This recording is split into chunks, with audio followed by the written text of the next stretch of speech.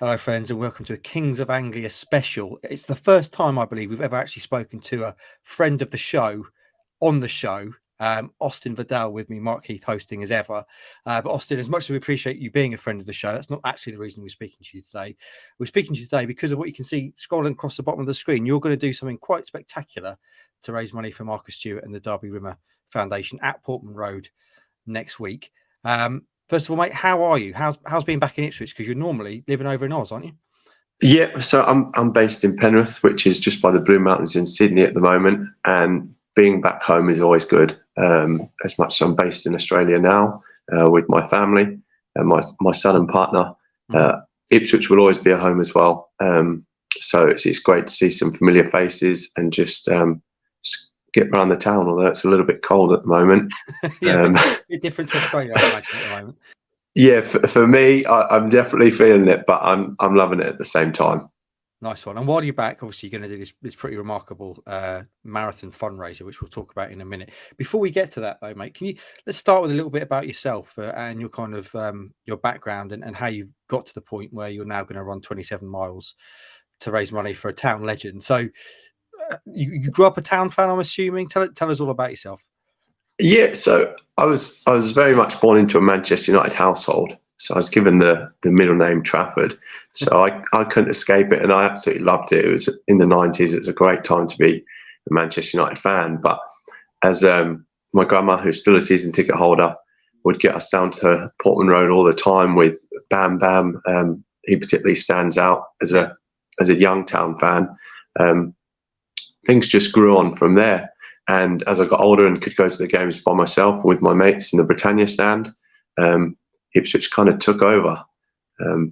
Wembley 2000 certainly helped with that. And as I've been away and travelled all over the world, it's the Ipswich Town shirt that comes with me. Yeah, and there's a real community right around the world, isn't there, with Town? There is. Talk to me a bit as well about your personal journey, because obviously you're from Ipswich, you live in Australia now. You are a personal trainer. I follow you on social media. You do a lot of what I would call crazy running events, running ridiculous distances incredibly quickly. So talk to us a bit about your background from that side of things as well. Still to this day, when people ask me about it, how I got into it, I honestly don't know. I think I was doing like kind of some strongman events and bodybuilding in the town when I was younger. Kind of got a bit unhealthy, stopped training, got lazy, and then I had my dad and brother who were doing parkrun, which we see in a few places around the area now. And I slogged myself around there, and I must have been 19 stone at the time. And there was this buzz at the events, and I wanted more. I don't know why, because I really suffered. I was normally hungover when I was doing it, but I kept going back. The weight fell off, and I was doing a little bit of boxing at the time, kind of going through the triathlon disciplines, and things just spiraled from there. I combined that with travel. It kept me on the straight and narrow, as you'd say. It kept me sober, and ended up going to Kenya, running behind a lot of people at that point. Wow. And still to this day. But again, it's just kind of getting amongst something that makes you feel good, and that's what I found with running. It's helped me massively. Yeah. And normally when I come back, or I bump into people that I know, it puts a smile on their face, and I don't always realize it's not something that everyone can do. But again, it's just being open to that. So that way, others who might sit here and think, oh, I could never do a park run, let alone a lap of Portman Road, it really can be done. I've managed to win a few events since I've been away. And I still can't believe it now, because I'm just a normal bloke.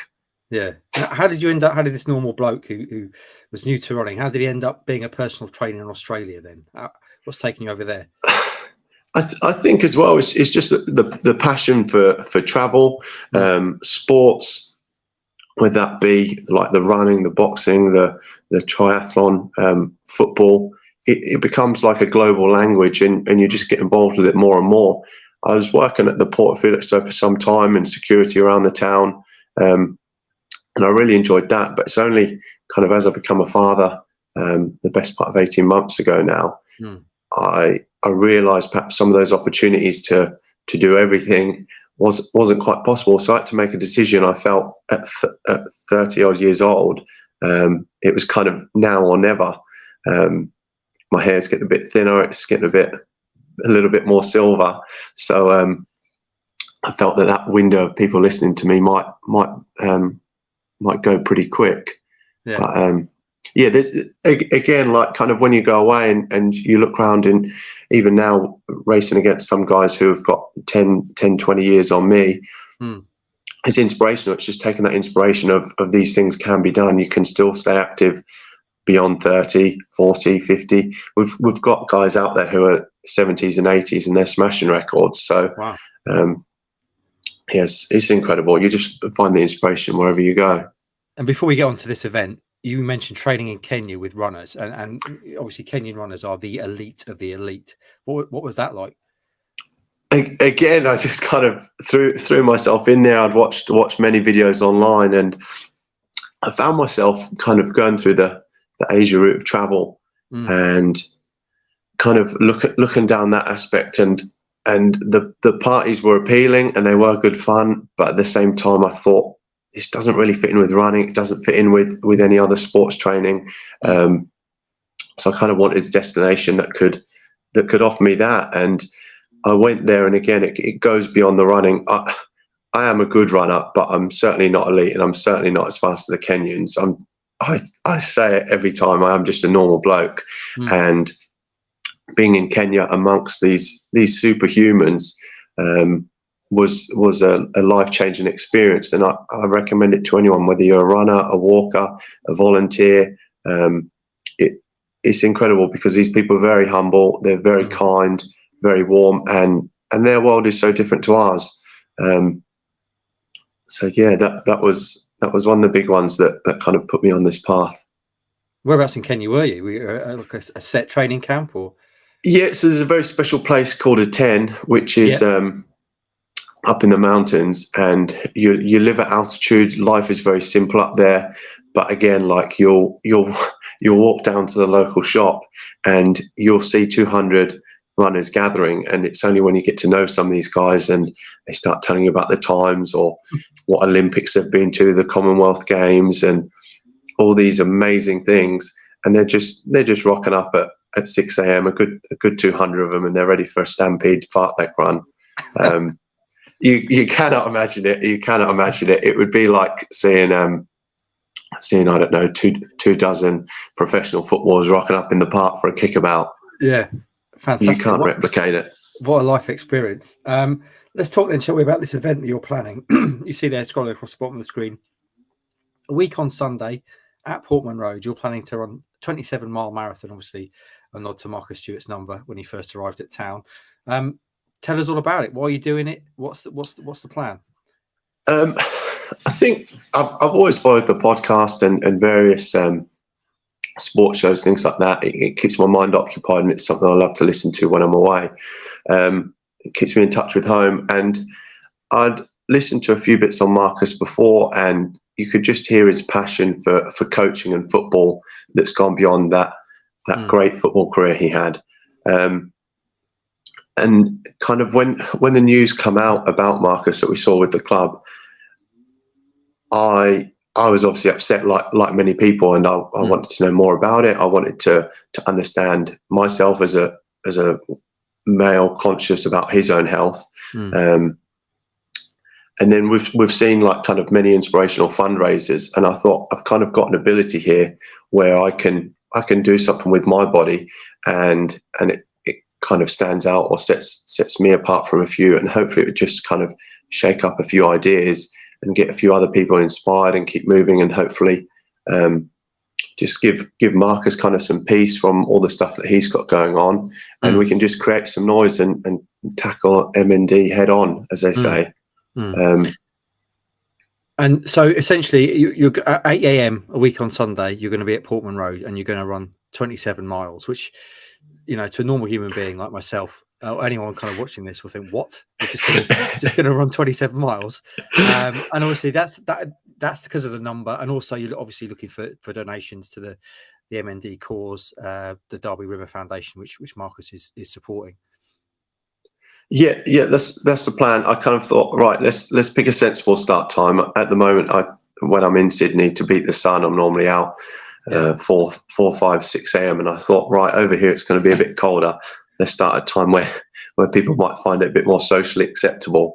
So I thought I'd start at 8 o'clock. I'll do the 27 laps, which is approximately a mile. We're going to kind of go down Portman Road, up past Staples or wherever it might have changed to now, and then back round again.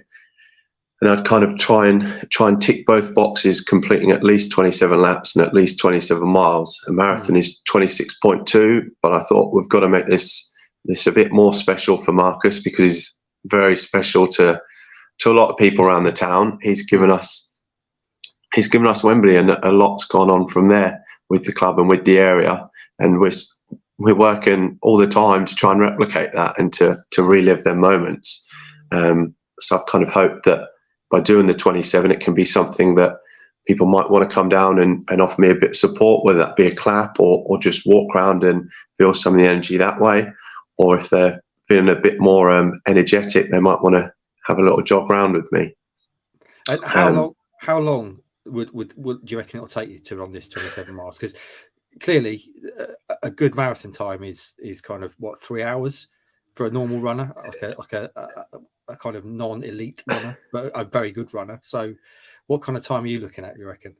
I'm trying to be sensible. I'm trying to use my head on this one. I want it to be socially acceptable. I've got a few friends coming down, which means a lot. I do a lot of solo training, and part of being back in Ipswich is just to spend time with people, see family, see friends, see town fans. So I'm going to do it at whoever's next to me. I'm going to do it at a comfortable pace for them. Okay. Obviously, it's got me thinking. Right, if I really want to put my foot down on it, could I do it under 3 hours? Wow. Yeah, why not? If there's some people there and they want to give me a clap, I love the energy. I love making people smile. Even when I am like doing a race, I'd rather clap someone else and give a thumbs up or something to the crowd than be purely focused on myself. I'm a bit of an entertainer in that way. So yeah, it's going to be at a sensible pace. I would like to get cooking at some points, maybe put in one fast lap at the end, but I want to have a few people next to me sharing the day.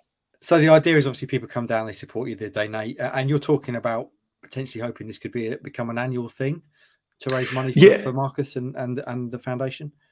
Yeah, definitely. I think the town's got so many great runners. We've got walkers. We've got a good community out there, and it's bringing out that community, combining it with the club, stretching it across the town, and kind of creating more good times off Wembley, off the club, off Marcus, for everyone. So whether it be an annual thing or just something that people kind of think, oh, you know what, I can't do 27 miles, but I might try 2.7, or I might just start with a lap, start my fitness journey there. Then everyone can kind of buy in that way. It's about being inclusive, I think, at the moment. And inspiring people. Obviously, Marcus Stewart inspired you, so he's the man. Massively. What does Marcus Stewart mean to you? Marcus Stewart, see, at the time I'd have been about 10 years old, so I wouldn't have been quite the analyst that I am now, or that we all think we are now. Yeah. But he was one of the players that you want to be on the playground. I think my running ability and my football ability are two very different things. So I definitely wasn't the goal scorer, but in my head, and I think in many others, we were all Marcus Stewart on that playground at some point. We had the gloves. I've got this shirt now with the short sleeves. So Marcus was just a goal scorer. He was a man that you want to celebrate. And we would always sing the song "Walking in the Stewart Wonderland," and it still happens now. That's what Portman Road is. It's something special for many players. Have you got a favourite Marcus Stewart memory of his time at town? I think he was a goal scorer, wasn't he? So it was just that kind of, as a kid, you weren't going to sit there and analyse the game. You were going to just watch the players, and you were going to wait for the dodgy keeper chance or bam bam, You just wanted the crowd to get going, and you knew when Marcus Stewart was on the pitch, there was going to be a goal sooner or later, and that's what it was, like climbing on your seat as a kid, jumping up and down, and hugging the people around you. Yeah, yeah. Are you, when you actually do the run? You mentioned there obviously the famous gloves. It's going to be pretty cold, I imagine, 8 a.m. in the morning. Are you going to be wearing anything in tribute to Marcus? Have you got the gloves? Have you got the Of kit, the shirt? course, Yeah, of course, the gloves are going to come out. yeah. I do get very sweaty quite quick. That is a downfall of mine, because I am such a bigger runner, so I'm not an out and out marathoner. But the gloves have got to be there. There's no two ways about it. I think I've got some other people trying to put a shot on me for the event. They're trying to get behind it, but I think the Ipswich Town one, this one that I've got on now, and the blue gloves, is a not. No compromise on that, really. Absolutely iconic. Have you had a chance to go to games since you've been back? Are you going on Saturday, for example? I'm actually, as it happens, I'm away in Bristol. I'm visiting my brother who lives up there. Okay. So I know that there's a mural up there for Marcus. So I'm actually planning to have a little jog down, Nice. just the 8 miles, and checking on that.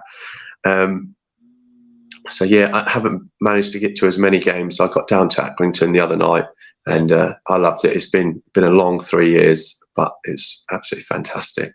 Yeah, I was going to ask you just by finishing how you're feeling about Town this season. I won't look over that. Just an 8-mile jog, by the way. It's not what normal people do, mate. Just Let's get into my head a bit. I'm sorry. But how are we feeling about Town? Is this going to be the season? They're going to go up top 2, do you reckon? Yeah, I put this question on a lot of people, especially when I get back. We can talk football properly, because the language doesn't always translate. Like, you'll get a lot of people come over when they hear your accent. They want to speak to you about football, and they're still questioning whether Ipswich Town in the Premier League. And I say, sadly not, but we'll be back there soon enough. I've put this question on others, and I question them if they pause. But you've got to believe. That's why we're football fans. We'll believe in our club. Absolutely, and there's no reason not to at the moment. 5 wins in a row, 6 clean sheets. Things are looking good. Exactly. The numbers don't lie. Indeed. Have you got a target for the amount of money? I clicked on this before we started talking. I see your original target was £100, which you've already gone by. So have you got a number in your head? Well, it was £100 originally, because things can be tight. Everyone's going through like the cost of living crisis, things like that. So whether, again, it's the 27. So if people want to donate 27p, £27 like Sam Alder, or £2.70, it all adds up and it all goes towards the great cause. So I think as you've got me on the question now, we've surpassed 100. Let's go to 270. 270's got to be the next obvious target, hasn't it? I think we can do a bit better than that, though. Myself, Kings of Anglia Army, get involved, support Austin. He's one of our own. So in terms of donating, you've got the link there below. I've got your Instagram as well, which is probably the best way for people to follow you, I guess, and also learn a bit more about you. I was going to ask if you're doing any kind of special training, but clearly I'd imagine this is just like just like a training run for you? No, I'm not doing anything specific at the moment. I've got no events lined up when I go back. Just kind of get back into family life and the swing of the heat, I guess, out there. But it will be hard. There's no two ways about it. I can do certain things, but kind of running beyond the hour can get a bit mind numbing for me. I do start to struggle that way. So it's not going to be easy. I've managed to get out with a few people since I've been back. I've teamed up with RCR, my local running group, to do a few sessions up there. So it's just kind of ticking over, looking after the body. And I know that there's obviously a bit of pressure on me to perform on the day, but what place to do it? Portman Road. Absolutely. And what cause to do it for? Let's hope we can get some support down there for you on the day.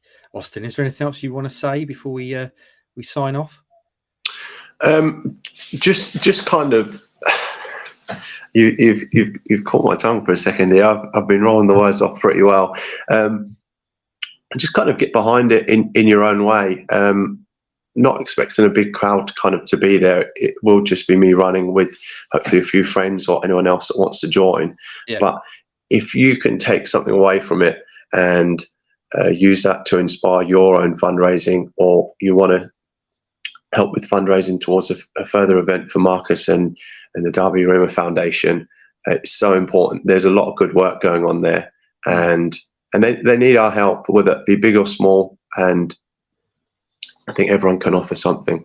So yeah. Well, it's a great cause, mate. It's a great idea, and I hope it's a great day. I'm sure it will be. As I say, everyone get behind him, donate if you can. The link is there. Austin Vidal will be running 27 miles at Portman Road a week on Sunday to raise money for Marcus Stewart and the Darby Rimmer Foundation. Thanks so much for joining us, Austin.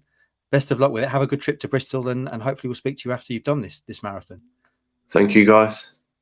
Excellent. Thanks for your time, mate. Take care. Cheers, mate. Bye.